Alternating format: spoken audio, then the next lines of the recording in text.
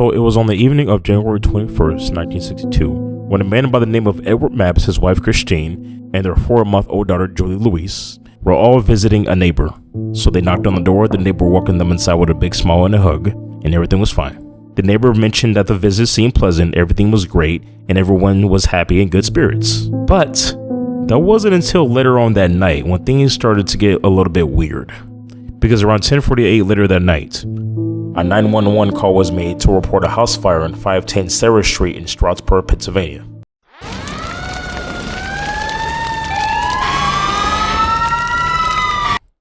It was the home of Edward Mapps and his wife Christine and their baby Julie. The firefighters soon arrived. Inside was the bodies of Christine and her baby Julie Louise. They also found the oven door had been left wide open, set to 450 degrees, leaving gas to pump into the house. Numerous small fires had been set into different rooms. The baby died of smoke inhalation, so she was already pronounced dead at the scene. And Christine was alive, but beaten very unconsciously with a blunt object. But she would unfortunately pass away due to the severity of her injuries the very next day.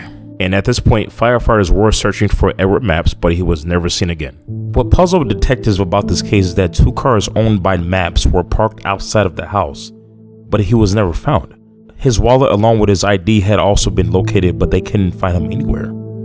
It was like he just vanished into thin air. No taxi rides or buses were driven during that area, and this was a cold night in the 60s, so there's no way he could have just walked away from the crime scene. Unless there was a getaway vehicle, but that's never been confirmed, just speculation. And it's also noteworthy to note that the only thing in this house that were smashed were Edward's sculptures, who was known for his artistic lifestyle. Mapps would soon be charged with arson and double homicide, and he was later added to the FBI's most wanted list. In 1967, he was removed by the FBI's most wanted list by the then Monroe County's district attorney. He was later legally declared dead by 1971. His fugitive file was then destroyed by December of 1977, so 15 years after his disappearance. His friends described him as someone who was very kind, gentle, intelligent, and a lover of animals. He skated in the street with children. He collected arrowheads, fossils, and all types of Indian artifacts in the Bushkill area near the Delaware River.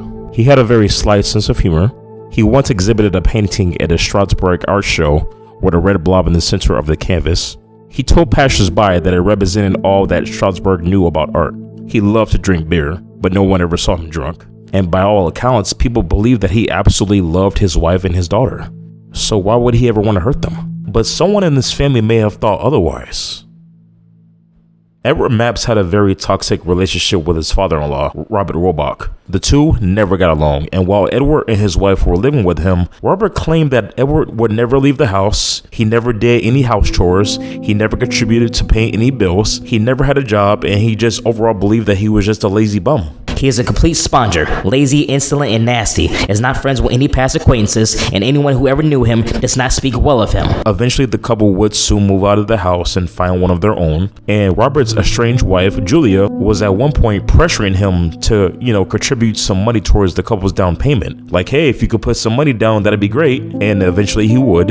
Later down the line, Julia filed for divorce from her husband because she feared that he would be physically violent. She often accused him of storming into their house, throwing things around, just going batshit crazy, and she was even trying to get help from a doctor about his behavior. Julia also alleged that one night she was staying with her daughter, Christine, when her husband, Robert, came storming into the house and started making these wild accusations that Edward was sleeping with the mother-in-law. Now, these accusations were, of course, denied by Julia. Now, whether the police ever considered Robert to be a suspect or at the very least a person of interest is not widely known at this time, and we will probably never know for sure. The police have only considered Mapps as the primary suspect because of the circumstantial evidence behind his disappearance, and it's also noteworthy that the bad blood between him and his father-in-law were not made public until decades after the crime. Now, Robert claimed that he was on a flight from Miami to New York at the time of the fire, but the airline that he claims to have taken didn't have a flight out that night. And one has to question, if he was so hell-bent on killing his son-in-law, why would he also kill his daughter and his granddaughter? It just doesn't make any sense.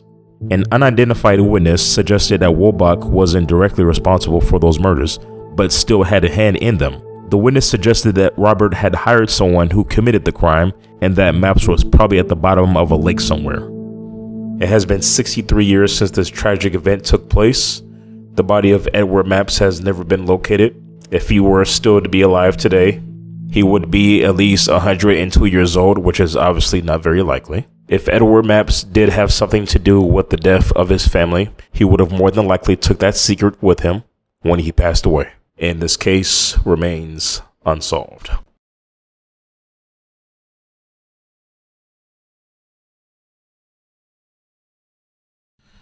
So the evidence surrounding this story just seems to be that Edward, lost his mind. He just went batshit crazy and just started, killing his family out of nowhere. The DA, they just seem, just thirsty to get a warrant out for his arrest. But the only thing they really had on him is the disappearance. Because let's just look at this, right? Let's just look at the facts. He doesn't have a violent history. He doesn't have a motive. Like, there's no motivation to kill his family whatsoever.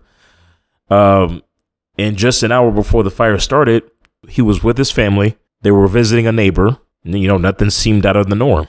I feel as though the authorities just dropped the ball with this one.